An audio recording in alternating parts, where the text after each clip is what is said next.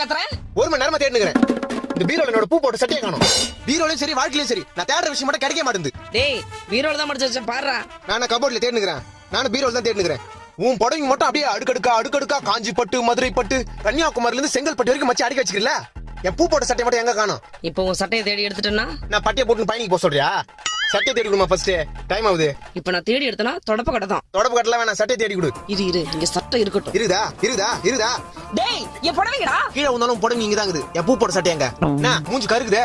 ஆத்திரமா வந்து தீஞ்சு வாசனை வருது. டேய் கேஸ் மேல பால் வச்சிட்டு வந்துட்டேன்டா. ஓ தீஞ்சு வாசனை அங்க தான் வருதா? ஐயோ மொத்த பாலும் போச்சு. ஏமா என் பூ போட்ட பூ. உன்னால என்னாச்சு பாத்தியா? அம்மா பால் தீஞ்சு போச்சு. என் பூ போட்ட சட்டமா? டேய் இங்க பால் தீஞ்சு போச்சுன்ற பூ போட்ட சட்டையா? இந்த கருத்து நீ ஏன் பாத்துட்டு இருக்கற? என் பூ போட்ட சட்டையே இதாம்மா.